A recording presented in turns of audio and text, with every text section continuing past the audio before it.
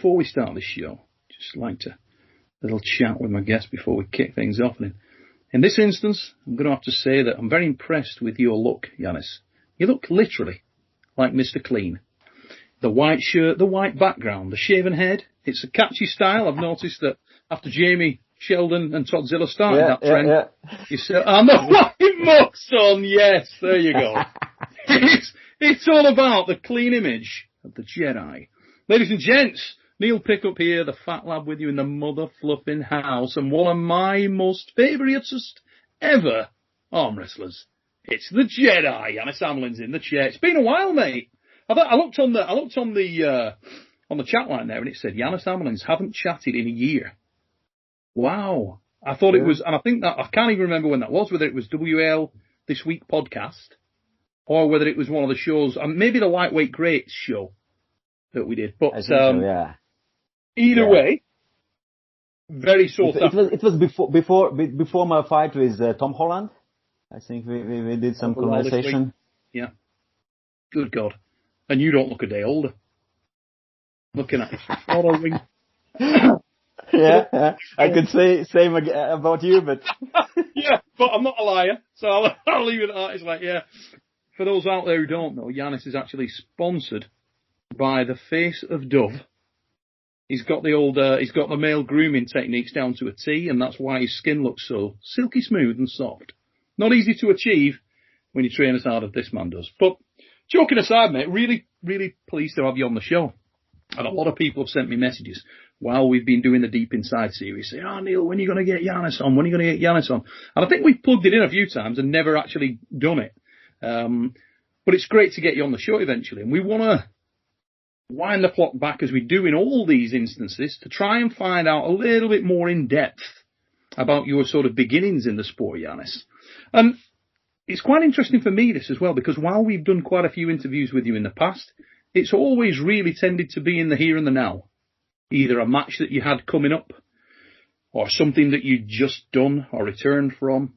Never sort of the beginnings and how you got to be one of the leading arm wrestlers in the world in your weight class. And some would say one of the best arm wrestlers ever from Europe. Now, when did you first get started in sports, mate? At what age? Were you a very active, sporty kid? I was active. I was doing boxing. I was doing a little bit rowing and any other sport I could. But in arm wrestling, I get in 1996, 1997. I went to gym to do some workout, and there were a few guys who were doing arm wrestling already that time in Latvia, and they just invited me to try, and I did quite good. So I stay with them and train with them for some period. That's how I started. How many active arm wrestlers were there in Latvia at that time? I mean, 96, 97, you didn't see a great deal of those guys at the Worlds and so on? No, it's that time where I started, actually no one didn't know much about arm wrestling. They were just doing something, they were trying to do some movements, but they didn't know actually how to do it correctly or how to do it in a good level. And already in the same time about Modris Stelgevich and Raimond Antonovich and Gunter Zbaikos, they started to travel around a little bit. They went to Moscow, to Golden Bears. They went to some Europeans, started to learn. Some of same Modris and Raimond, they went to Lithuania. They learned from the best Lithuanians, from Kostas Archipovas. They were like a few years ahead of us that time. But I think we learned from them very basic, and after a few years we were already like I would say ahead of them. Mm-hmm. And that's the same thing I'm always saying to my students or people I train, like share few things with other, or share 5 good things with other, and if they are smart and creative enough, they will find few other good things, and especially if they share those things with you, that's great. You all are growing. You all are getting better. Now, in order to give people a bit of a sort of check in terms of your age and progression in the sport, mate, around 96 when you came into arm wrestling, how old were you at that time? I'm born 81. Born Wow. 81, so I was 16. Yeah, so you look so much older. My God, I'm a mate. I had you down. I thought that's why you'd shaved your head, because you were grey. I thought that's why. Well, I thought he's trying to con the people out here, and you knew you were coming on with somebody as sexy as myself, and you thought, can't go on there with this fat guy looking like I'm old with the grey hair coming through. I better go clean. Look, I'm not going to lie. You look like you've literally just come out of the shower. I thought you'd made a bit of an effort, mate. I feel quite honoured and privileged. But so you were born in 1981, and the reason I asked that question, right? Let's take Engin, who myself and Janis just did a little precursor on before the show. Engin, when he came into the sport, he made a great deal of emphasis in his Deep Inside interview about the fact that he was very weak, not a strong person, really struggled, couldn't beat many people. By contrast, Krasimir Kostadinov, who we've just done part 2, he came on the show and he said, when I first came into arm wrestling, I was in the ascendancy really quick. I went to the Bulgarian Nationals with no experience and took 3rd place. Now, it's a little bit difficult for you because you've already told us there that there was a thin crop of Latvian arm wrestlers at that time. Was there even a national championships then, mate? Yes. There was a nationals. And how many people were sort of in attendance at that then? It's could be like 70, maybe 80 people doing that, but just like I believe everywhere at that time, usually some ex-wrestlers and active strong people. Yep. Many of them were doing arm wrestling just once or twice a year with some competition, not really training for this. Okay, so how when you say you came in, I know you're a very modest guy, mate. So when you came in and you say I did well, how well? Were you sort of immediately that guy who came in and had a lot of potential, and the arm wrestlers that you were training with were sort of saying, whoa, we got to get an arm around this guy and make sure he gets in the sport, he's a bad man? Or were you just winning some, losing some? And just... I think I took some 5th or 6th place first year I competed in Latvian National. So I wasn't champion already, like born champion. But already next year I took 1st place and I won. I even there was a qualification to European Championship 1998 in Klaipėda. Yep. And I won that qualification in 60 kilo class. I could go to Lithuania 1998 and I won in a senior class. I didn't know that time that there is some junior class. I did it in seniors. So, but I believe I have never been super gifted in sport or in any strength sport. I was physically strong. I always loved to train. I enjoy to train. I were doing running. I would do some pull-ups, push-ups, everything. Yeah. But not super strong. But I think already that time I had some understanding about movement, about physics, about I did analyze already that time. I was watching what doing others. I was learning, and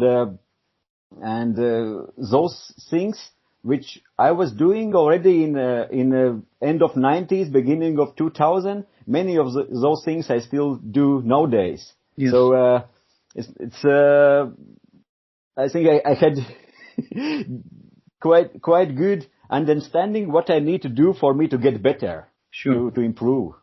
It's funny that, because when I first gave you the name JEDI, that was because every time I watched you arm wrestle, you were visibly thinking the move. You could see you literally, when you came to the early Arm Wars events, and you were really, you attended a lot of those, you came to the open draw tournaments at the Trafford Centre, and you could always see you going through those mental steps in your mind.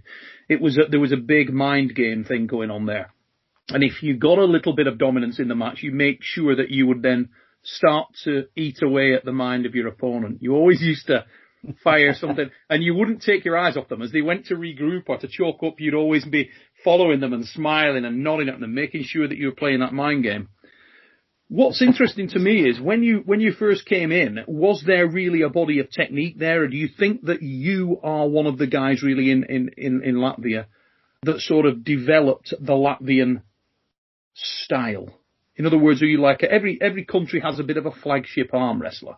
Andreas Ronster in Sweden. Are you that guy in Latvia? I was learning from Modris Stalgevich, or he changed his surname. Modris Rubenis right now. I think you know Modris. Yes, of course, absolutely. I can clearly say that those years he was my sensei, and he has very good vision about techniques, about styles. He see good weaknesses for everyone, and first few years, or not even few years, I was learning from him. I was learning from him a lot. And of course, after that, I developed my own style, my own moves, but as a beginning, definitely Modris give me that fundament, that base. Yeah, that fundamental style and technique definitely to build from. So, yeah. I think all like me, Raimond Centenovic, Norman Thompsons, Žana Čingule, all we who started arm wrestling at end of 90s, we all learned from Modris. Yeah, the original Latvian crew, the hardcore. Now, I want to pick up on something that you said a moment ago, and it was, I don't think I've ever been gifted at arm wrestling specifically, or at any other strength sport. Now, to an outsider looking in, that can raise the question, why arm wrestling then? What led you to arm wrestling? Was it an accident? Did you seek it out? Did you just stumble across it? Because you would usually think that the type of person that's going to gravitate towards arm wrestling is that guy that thinks they are strong, has a reason to believe they are strong. Yet that sounded like you weren't that guy. I was quite successful from beginning in my mind, because I didn't expect that I will jump in and first day become a champion. Mm-hmm. So I was successful, and I always so many places where I can improve. I believed I can constantly improve. And I believe there is always something I can work on. Even when I went to any competition from very beginning, already few minutes after I have competed, I always went home and I think about what I could do better, what I need to change, what I need to train. And even when I won my first WAF World titles, I never felt that I'm ready. I felt I still have much things to improve, and I still can be much better. Yeah. And even when I'm winning, I still analyze and trying to think, did I do everything correct, or maybe I could do something differently, or do I need to change something? So I always have those doubts about have I done my best. But I think that's also what's pushing me forward to do better. And when you, in those sort of early days of your career, when you first started to get into the sport, did you have, and this is when you started to travel. So when you went, because for people who don't know, I think it's fair to say, even of the crew that were active from Latvia, I'm going to say that at a certain point in your career, you were the most active. You were going more, they might go to 5 events, you'd go to 10. I'd go to shows all over the place and I'd pop up and I'm like, God damn it, Janis. You were everywhere and anywhere. And I think that's fair to say of a lot of the guys that have been the guy from their country. Svetan Gashevsky was more travelled than anyone else from Bulgaria at the time. Engin Terzi was more travelled than anyone else at the time. Cobra Rhodes was more travelled than anybody else in the United States of America. You would go to a tournament in London, you go to a tournament in Italy, you go to a tournament in Sweden, Cobra's there. No other Americans, but Cobra's there. And this was something that I've seen with a lot of those guys. When you were travelling around and you were seeing these guys and meeting these top arm wrestlers, for somebody like yourself who's so analytical and cerebral in your approach, who were your inspirations? Who were the draws? Who were the people that you first noticed and thought, the world is bigger than what I know now. Maybe this guy. Were there any people you based your style on a little? I was watching a lot to Engin Terzi and Cvetan Gashevsky. Mm-hmm. Those two arm wrestlers, when I started my career, those two arm wrestlers, they both were at top. They both already that time was top arm wrestlers in lightweight, middleweight classes, around 70, 75 kilos, Engin a little bit lighter, 65. I started my first Europeans at 65 kilo class. We were in the same class with Engin. Engin won that day, and I was watching every move what he's doing. And similarly with Cvetan Gashevsky, I think I saw him first time personally. I saw him first time 21 year ago or something, in Rovaniemi in Finland, WAF Rovaniemi. Yes. Cvetan, I think, won that day 75 kilo class. Mm-hmm. Yeah, I was competing in 65 kilo class. I took fourth place in 65. And those two arm wrestlers I was watching for very beginning, and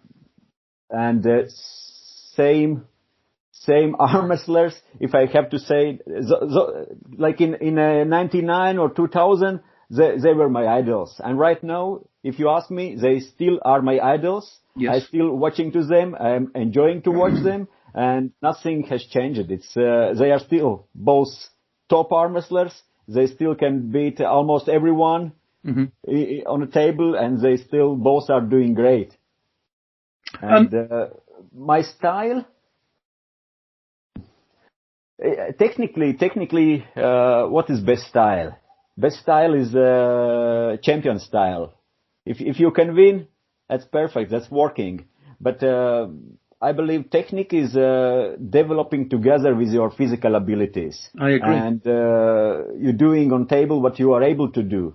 Mm-hmm. Not because someone said you need to curl wrist, but you have to be able to curl your wrist or do back pressure. Yeah. And I developed my style together with my physical abilities, but and still I am looking a lot what Cvetan is doing and what he was doing, what Engin was doing and what he is doing right now.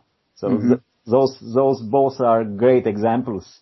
Yeah, I agree with everything you just said. With the achievements, with the longevity, with the I would say influence in world of arm wrestling, all those things together. Who do you believe is the best lightweight arm wrestler of all time, Janis? Because the two names you mentioned there, it's, they're in that conversation, as would be Cobra Rhodes, as would be, others. But who do you believe is that guy? It's a tough question. You could ask best arm wrestlers or strongest in some period, and I think any of them, Cobra, Engin, Liliev, Terzi, in some period, all of them, any of them has been incredible. Mm-hmm. So it's tough to compare if we put together all of them. Yeah. Same again. Even myself and Engin, I first or actually only time I have won Engin in real fight is 2007 in Europeans in Sweden. In 75 kilo class, I won against Engin. And after that, we met 2007, right after Zloty Tur, we met in a super match. And Engin was in great shape. He was very good that day. He was better that day. And he flashed me easy. But after 2007, we have been, I don't know many, but we have been 2008, 2009, 2010, and more. We have been in same class. After 2007, actually, when we are in same class, Engin has never been ahead of me. Mm-hmm. I'm not saying I'm better, but like there are days when I did better than he did. Yes, yeah. Yeah, if you understand what I'm saying. I understand exactly like 2009, I won WAF. We were in the same class. 2010, I took a second place with right hand after Haji. Engin was in my class. So 2008 Europeans in Norway, I took third. Yes, Engin was in my class, but we didn't met. And similarly with other, and definitely we haven't met in our prime, I would say. Like when Engin is his best and I his best. I agree. If you ask, is his best better than mine? Probably. But there are days when I did better than he did. Yes. And I would say same also about Cvetan Geshevsky or some other arm wrestlers. Yeah, I think to encapsulate it at that kind of level, like you say, it's who makes the mistake on the day or who gets the draw. The slightest error at that level costs you dearly, and it changes the cards. You know, suddenly you're on the B side when you shouldn't be. That could be a foul. It could be a missed go. It could be a tiny set of circumstances. It's sliding doors. It changes the fates in an instant. And that level is always look at Engin. He's 20, almost 30 years in the top, and that in every sport that peak of mountain is very small. It's very small. Yes. And you can't stand in that peak for a long time. And I have big respect for those arm wrestlers who have been, or even in any other sport, who have been able to be in the top for so long time. Yes. To be in that, stay on that peak, because it's impossible, to be extremely difficult.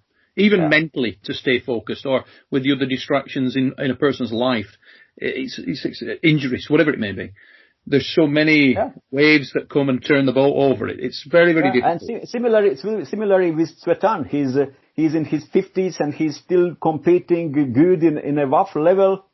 That's incredible. Cvetan's awesome, isn't he? Yeah. He's great. He really is. Yeah. But, getting back to yourself, Janis, obviously you've said that you formulated a style and a respect for those guys. What sort of was the first thing that inspired you to start going further afield and to travel all over the place? Was it purely a love of the sport? Was it pursuit of greatness? Or was it a learning thing? What was your sort of objective and aspiration? What fuels you to go out, or fueled you to go out and to spread your wings as widely as you did, mate?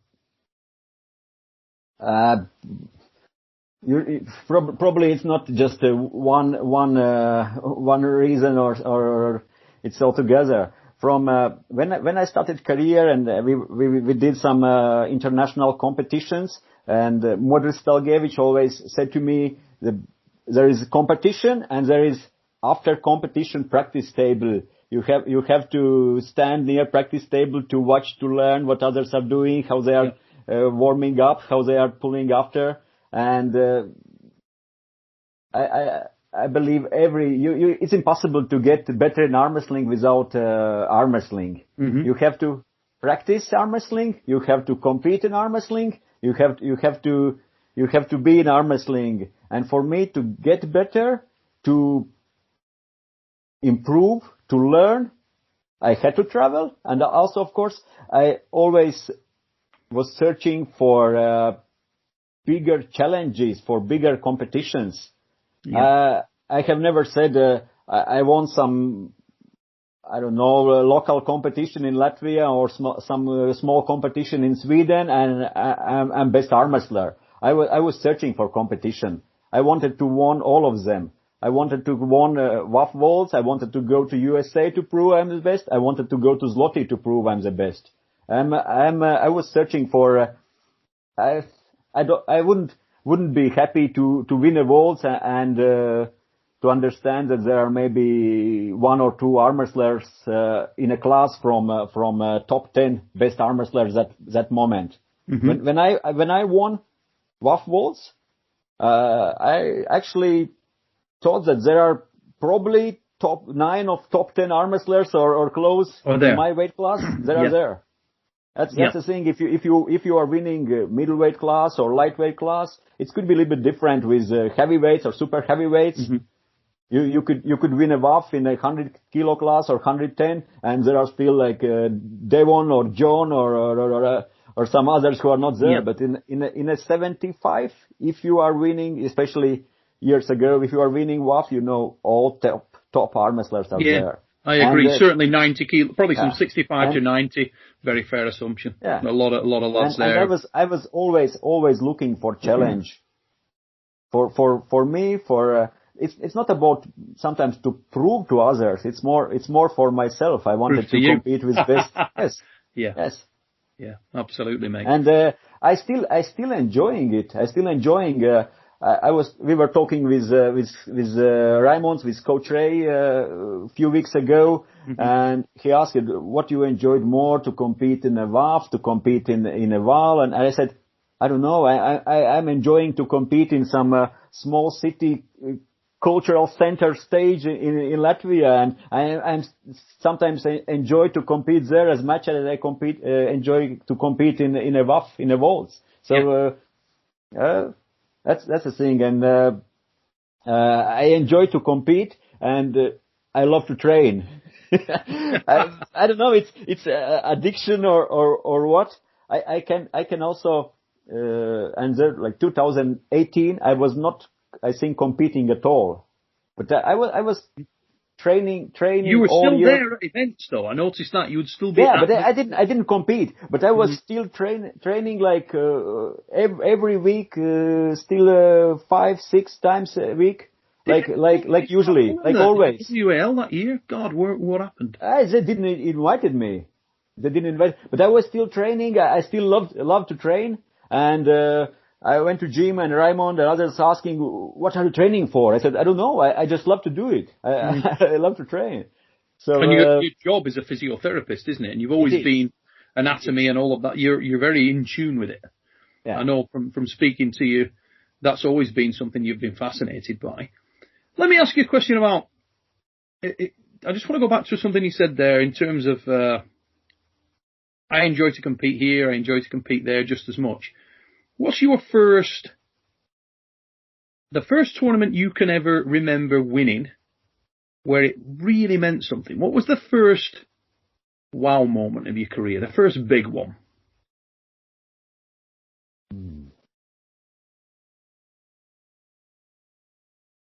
Probably even 98 locally in Latvia, when I won in my weight classes, when I understand that I could be better or smarter, or I wouldn't say stronger, that I could beat them somehow, that I could find there was a way to beat them. Yes, that it's. I don't know if it's this alpha male that we want to prove that we are better or something. Yeah. But you know yourselves, those are great emotions. Oh, yeah. Even sometimes for beginning small competition, and similarly later WALs, when you feel you are. It's not really like I don't know, immortal, but if you're winning WALs, you feel those feelings. It's amazing, isn't it? Yeah, you know it yourself. Yeah, yes, yeah. It's amazing. Like a pressure cooker moment as well, isn't it? You get that pressure release. That, I reached the top. Yeah. It's the summit. You summited. It's like, yes, all that effort, all those days in the gym. You wouldn't change a goddamn thing. But it's the journey rather than the result. But feeling. But for me to get better, I think, and I have said that to others as well. Probably. Pedagogically, losing is a better thing. Like there are no bigger lessons than losing. You are learning. I agree. When everything is not going as you wanted.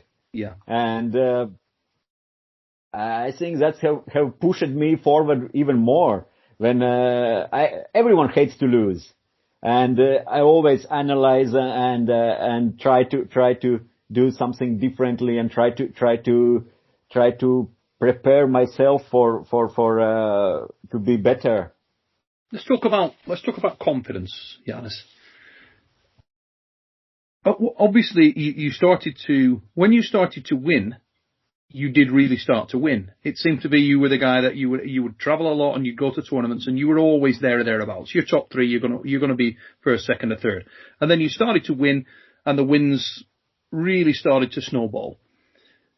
In your mind, because you spoke at the beginning of the interview about the doubts that you have, and that may have come laterally in your career, it may have been from the very start, maybe you as a person. At what point did you start to really believe in Janis Amolins? At what point did you start to think, you know what, I'm the man. I might be the man. When was that realization? When can you first remember that feeling of you being world class and possibly the very best? About doubts, if you're going to competition and you don't have doubts, I think you are in trouble. Mm-hmm. You should have, and that's only normal. And you should, but from other side, I always believe you have to be prepared for worst. Otherwise, you're not prepared. Mm-hmm. Around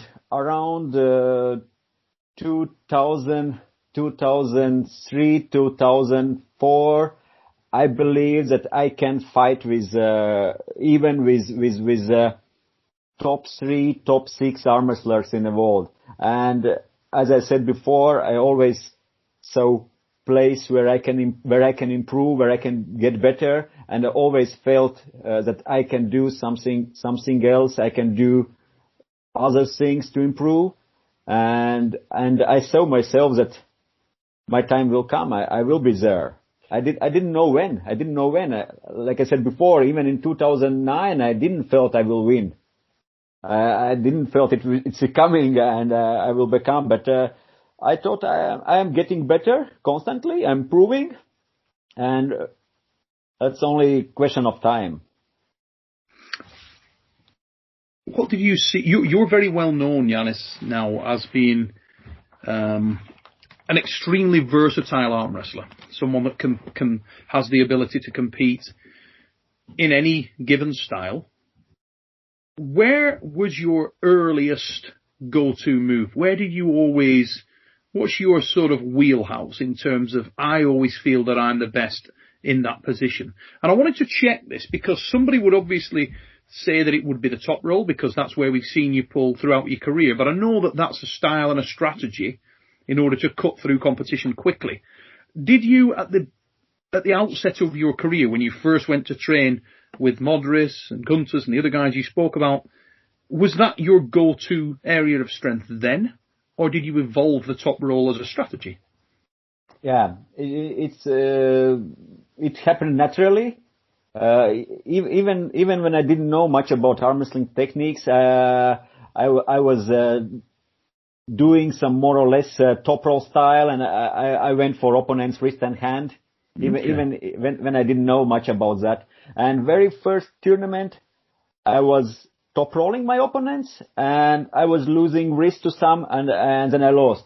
And in 1996 or 97, I think, after first competition, I went home and already said that I need stronger wrist, I need stronger hand. From very very first competition, I remember I understood that my hand and wrist should be stronger to do better. Not about some pressure or shoulder or chest or something. I said I need more hand.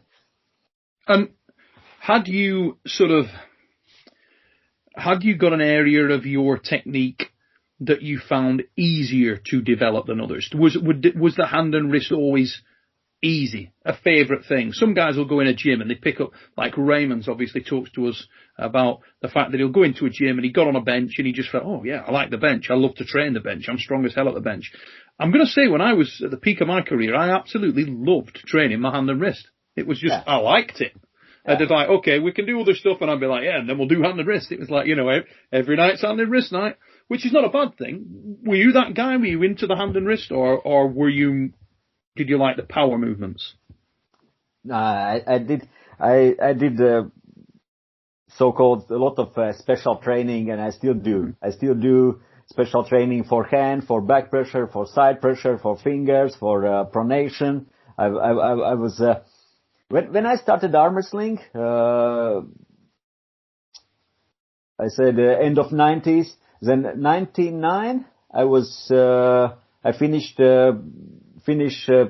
It's in how it's in English, middle school or yeah. And I step in a university, in a Academy of Sports Science, and I started to learn physiotherapy and sports science. It was 99.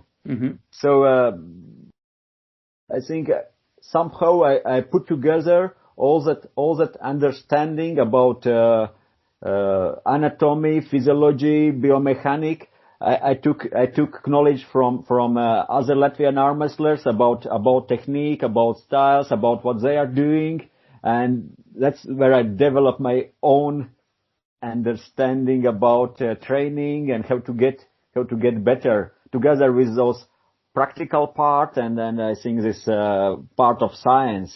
Because arm wrestling, there are no much theory about training at that time, especially. Nowadays it is better, and I think strength training is science. It is science. It is mathematics. It's all together. You have to understand, and I think it is one of my strengths.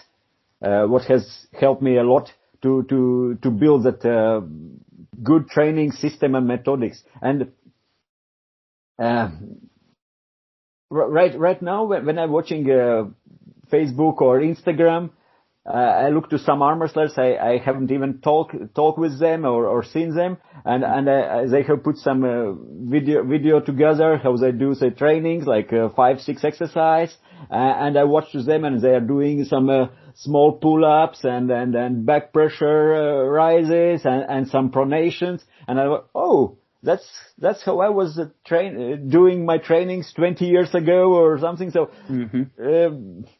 I think that, and I actually a little bit proud of this, that my influence in this, yes, general understanding about. Oh my God! I think it's going to be vast. I mean, just through the work with the respect you obviously command in the sport for obvious reasons, and the fact that you've also got such a clear, concise knowledge base amassed within the Voice of Arm Wrestling site, the work you've done on there, and how extensive that is. How detailed it is, working from the guy that walks in the first time they see an arm wrestling table through to the experienced professional. You can always take something from that. And I think as more generations come into the sport, it gets more widely perceived as something which is genuine, real skill. You're going to see more and more people gravitate towards that because it's like a fountain of old knowledge, isn't it? It's good to go and have a refresher. But like I say, the experienced guys, go back, check it out. What have you forgot to do? So here's one for you. And I'm not saying that I have invented everything, all of this. No, not at all. But I think sometimes I have been smart enough to use this. Yeah, yes, that's the difference. Absolutely. And if you, I'll tell you what, mate. If you're looking at yourself, right? If you're breaking down you as a person, what is your greatest strength? Is it technical understanding? Is it mindset? And when I say mindset, I mean the approach to the match, the way that you break that down, the way that you react as the match goes along. Is it explosivity? What is it? What are the factors that make you that guy? What are the things, if you had to think, right, looking back at my career, what made me the man? To my arm wrestlers, I say that normal people are only getting normal results. And there are different mindsets set for champion arm wrestlers. They are this champion thinking that always keep going forward thinking, and that has helped me a lot. From training style, I think I have of course some genetic gifts, but if I compare to even some of my students or even to some other arm wrestlers of Latvia, I don't believe I'm most gifted, but I'm very gifted with ability to train hard, ability to work, and that's also, it's a talent to be able to train every day, every week, every month, 10 days 7 days a week, and do it for 10 years. Not many are able to keep this consistency. No, that's important as well, to have this ability to work.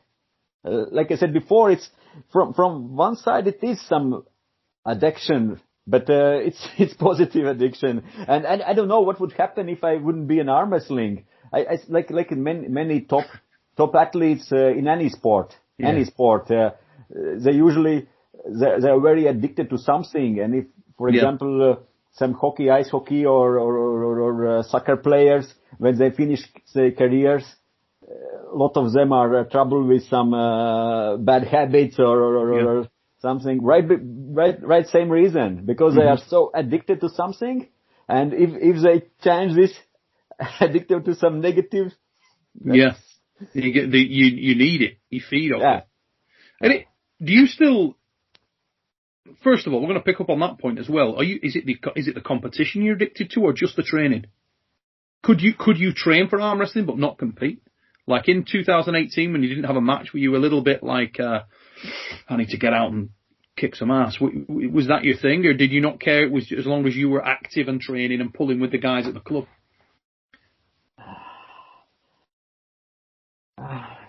Like I said, I enjoy to train. I love to train.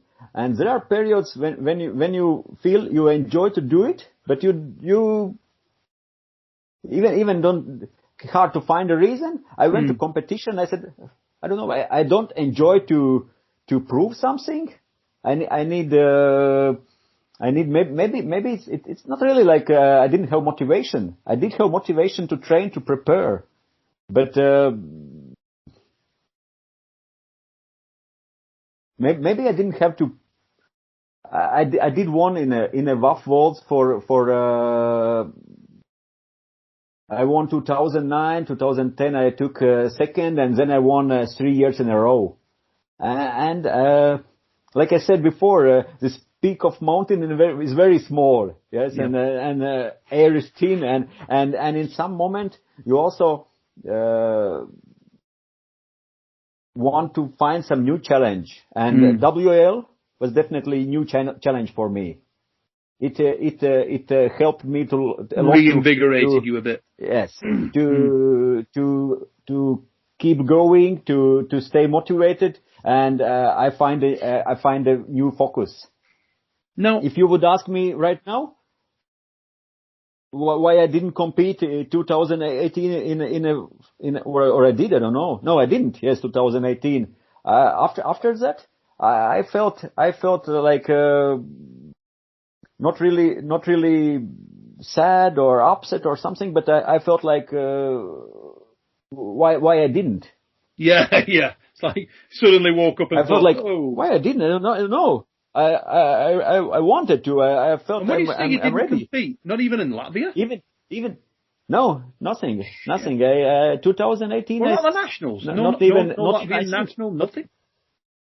Maybe nationals, I don't know, but not any serious competition, not international. And even 2019, I was in a WAF and also didn't compete, and I went to WAF and it was so great as always. All this not some organization or something, but those athletes, this atmosphere, this competition, it's huge, and always next year I will compete 100%. I will do it. I want to feel this again.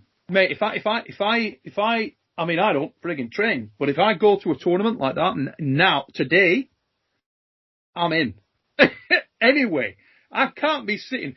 If I was sitting, I hate that. One of the things that used to piss me off when I'm presenting things, I'll be sat up on the desk, me at the WAL, me and Ben Holden be sat up at the desk, and I'll be like, as the matches start going, my feet start tapping, and I'm, and Ben's like, "You're all right," and I'm like, "Yeah, fine," But in my mind, I'm thinking, "God damn, I want a match."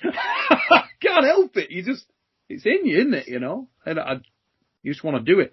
So I couldn't go to the WAF Worlds and sit down and watch it, mate. You've got willpower. Sort that. Not going to happen. Now, next question. A lot has been made of this as well, so I want you to give this some thought. A lot has been made of this, and a lot of people have made claims, and a lot of people have got their opinions on it. They say that, okay, Janis went to North America, and he competed in North America, and he struggled early. He took a loss to Justin Bishop. He was beaten, flashed by Jeff Hale. He got... I will interrupt you. Just one loss against Justin Bishop. And Jeff. I lost in the qualification, and then I won against Justin Bishop, and then I won twice in a final. Yes, And after that, with right arm, we have met in 3 different tournaments, and at the end, I always was ahead of him with right arm. If we're talking with Justin Bishop. You only lose once to Jeff. Yes. Yeah. Yes. So a lot has been made of it. As I and said, Lukind as well. Lukind and Jeff. Oh, it was Luke, the second one. Okay, I did not register that, so you lost to Luke as well. But the point was, a lot of people said, okay, it's the style difference. It's a different style of arm wrestling in North America to Europe. How true is that? How much of it was down to that? How much of it was down to circumstances, other things? What was the real truth behind those losses?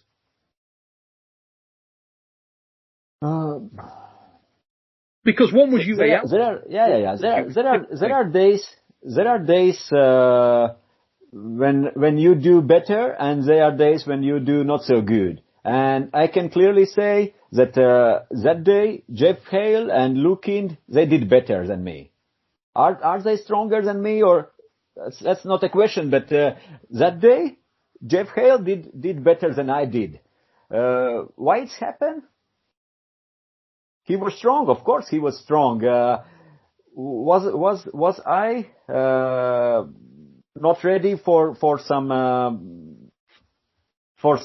starts like referees are used in USA? Was I don't know, but I think many arm wrestlers, same Hermes Gasparini went to WAL, and Hermes is same as strong as any same class arm wrestler involved, and he lost to Matt Mask. Not because he was weaker, probably they both are great arm wrestlers, but that's happening. And it's not easy to adapt always to those rules. But were you conscious of it at the time, Janis? Did you feel out of your comfort zone because of the rules, or were you not really aware of it? Did it bother you at the time? Were you thinking, Jesus, I don't like this setup, or I'm not comfortable with this table, or was there something that you were aware of at the time that you specifically thought, this ain't great? Probably many factors together. Yes, set up and referees and starting position, but also, like I said, there are days when you do good, and there are days when you are not doing so good. Everyone have good days and bad days, and it's impossible to be in the top every day and do your best every day. So even biggest champions are losing, and it's happening to everyone. I haven't seen any arm wrestler who hasn't lost. Ever. So, ever. Yeah. Although I do have a shirt in there that says never been beat. Jason Gully, never been beat. Ladies and gentlemen, go and check it out. Never been beat, mother fluffers. And I am going to wear that shirt. Okay, it's a lie, but I'm going to wear that shirt. Yeah, but like I said before, you win or you learn. So yeah, and I believe I went back more prepared and physically or mentally, and definitely more mentally prepared than before. Next time I went to USA. Hey, let's be honest. You made the point a moment ago. You won the UAL event. End of. In a way, it's kind of like, yeah, I lost the match, but who went home with a trophy that day? Who went home with the gold? You went home with the gold. Now against Justin Bishop, yes, I won. Yeah. I won, and I went home with trophy. When I lost to Lukind and Jeff Hale, no, then you were out. I was out, and I mean, you had other bad days in the WAF main draw. I mean, the one that's massively, glaringly obvious was the unbelievable starting matchup with Joseph Levay. I mean, guys, Joseph Levay and Janis, was that 2015? I think it was 2015, I want to say. 2016. 2016. I won 2014 and 2015. I won 2 years in a row in WAL. And then was it your first match as well, Joseph? Like, straight away? It was second round. So we both first rounds. Yeah, we both won our first rounds quite easily, and then it was second round. And I think that match is pretty heavily publicised out there. If you went online and checked out, if you just put in Janis Amolins, Joseph LeVay, WAL 2016, what a match. That was an absolute screamer, mate. What a match. It was great. Now, the downside is it's fabulous for us, the fans, watching that. But it's a curse when that happens to you in the tournament. Yeah. Especially when it's so deep and you've got guys in there like Katowski and Sanders and Talbot and Holland and so many strong pullers, and you're thinking, oh no. Because you've just emptied the tank in round number one. I'm experienced enough to understand somewhere in middle of match that probably that's it. And in some period of fight, I was already thinking about this, okay, how it will impact my chances to win later today. No, that's not good. Yeah, probably. You were calculating if you docked the match where you're going to cut. Yeah, I've been there, mate. When you're in one of those, but it would have been an absolute travesty if that match hadn't have happened, because I remember that match more than I remember the rest of the tournament. It was an absolute cracker when we were calling that in the booth. Yeah. We watched 2014 with Joseph, we had another war in X-Men. Joseph LeVay was there. Yeah. I was there. Weil, Dublin, Romanian. Yeah, Dublin was there as well. Yeah.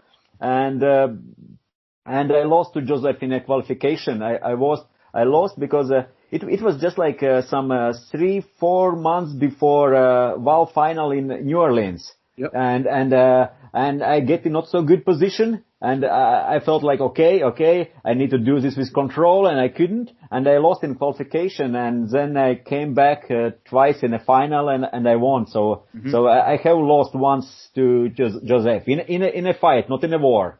Yeah. In a fight. Yeah. Not, at the end, I still won. But we have met with Joseph as well before 2010 and 2000. Yeah, always I have won. But yes, 2014 Italy, he won me once as well. One fight. But he's a fighter. He never gives up. Yeah. And he will pull anywhere, in any position. He'll King's move if he needs to. He'll do whatever he needs to do to try and hang in there. I know you were frustrated on the day the WAL was saying, it was funny as hell. But, or probably not for you, but it was great when you were watching. I know he's done the same with Tom Holland. He hung Tom up in the European qualifier over here. Crazy battles.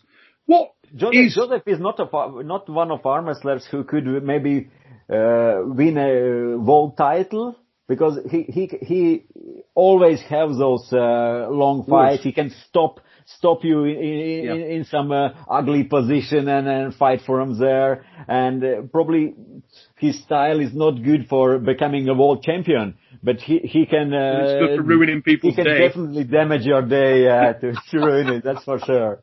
You bet your ass he can, mate. Yeah. My God, he's got some poke. Now, I'm just conscious we're almost at the hour mark, and I want to, this is for the first episode. I want to just try and encapsulate a bit of a closer on this one. I always like to finish with a bit of a bang on these.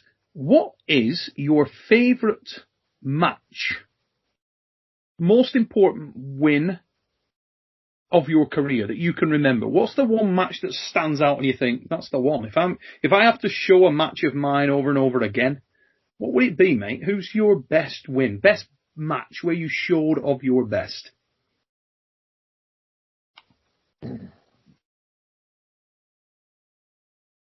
Tough question. If I talk about importance of that match or result, then it's both. It's probably against Haji Murat Zaluyev, WAF 2009 final.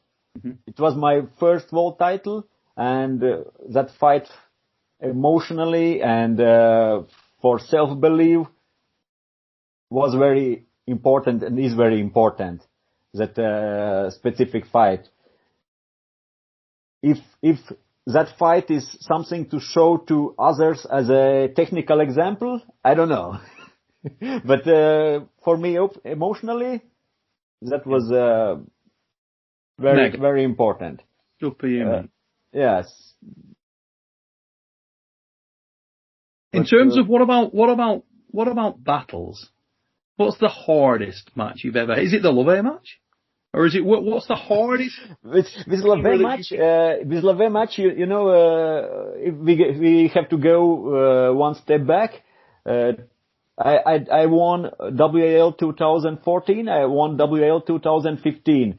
2016, I went to qualification, in good shape, but not in the best, mental maybe shape, and, with where you blew your thumb up with Cobra. That's true. And I get injured with Cobra with my thumb. Yeah, weird injury, that. It was weird, yeah, we didn't finish that fight actually. It was a slip. I went for press and referees wanted to give straps. Yep. And I put my arm and I looked to my thumb and I see it's like a few centimeters open here is this wound, and we didn't finish that fight.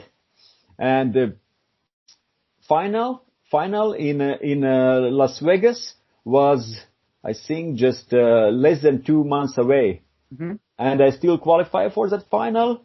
And of course, with that injury, I wasn't prepared physically well. I couldn't do my trainings. I couldn't do table practice. I still was able to do some weight training, but I wasn't prepared as I wanted. But mentally, I was ready for war. I was ready to fight, and I was ready to defend my title. Mm-hmm. So with Joseph, it was mentally, it was in some moment of the fight, I was thinking maybe I should give up. It's a 2- system. Mm-hmm. I don't need to spend so much energy. Yep. When Joseph stopped me, because he'll probably do it again in a minute with someone else. Yeah, I should give up. Yeah. Save more energy, and I could do better at the end, because I can go through loser brackets, mm-hmm. and I can still win. But I was thinking about that, but I couldn't give up. It's a difficult one, isn't it? Because, you know, on the other side of the bracket, I'd say a similar thing happened with Tom Holland and Randy Bayers. Yeah. Because they were in another ridiculous match which effectively killed both men. You know, and you never know what's coming and who's gonna. It's the same at the WAF Worlds, you know. Yeah. The draw goes a certain way, and Tony Kitowski did very good that day, but I'm not sure if he could win, if he could have the same draw as I had. If he could make, I don't know, we don't know. So, I'd love to see him pull away. I would love to see. Yeah, it's nothing to take away from him. He did great, and he was very, very good that day. Yes. But but with that fight, and you ask with Joseph Love, I have had some similar wars before with wars with Niklas Nannestad, wars with Craig Sanders, with Kazakh arm wrestlers, Nursaliev in Golden Arm, and my first really big war in world stage was 2014 against Oleg Matskevich. Belarusian. Very well, yeah. Yes. Year before he was I think world champion in 80 kilo class or 85, and in 2004 or 2003 in Europeans, in 2003 in Germany, I think Germany, and same European championship, he won 75 kilo class with left arm, and I met with him with right arm, and I took his wrist, and it was long fight. And physically and emotionally, it was big win for me, because I know that he's top class arm wrestlers, and one of that time for me, he was one of biggest names to beat. Mm. Yeah, he was one of those guys like LeVay, like Svetkov, guys who just came in, like Kruglov, who just came in and took your day. Just like you say, not going to win it, but they were just a horrible bastard to arm wrestle. You'd go up and you'd be, not him, anybody but it. You might beat him, but you knew it was going to write you off doing it. And there's always been those hurdles, and I can understand exactly where you're coming from. Ladies and gents, we're at the hour mark, and I'm going to fold this one up right there for the first episode. And this is only episode 1 of Deep Inside with Janis, the Jedi Amolins. What we want you guys to do, put your questions for Janis, for show 2, and so on, down below. Put them in the comments section, and we will get them across to Janis at the very next episode. I want to say a massive thanks, Janis. Thanks for taking the time. Thank you. Coming it was great to talk with you, Neil, as always. And it's been an absolute pleasure. Hope to see you soon. Definitely. We'll be back on here with Janis very soon, ladies and gents. Just as a closer, if this is your first time here on the Supernatural Strength channel, please take the time. Please hit that subscribe button. Like, share, subscribe. Let everybody know about it, ladies and gents. And until we see you next time right here, take it easy, peeps. What grabs your eyes on that, if anything?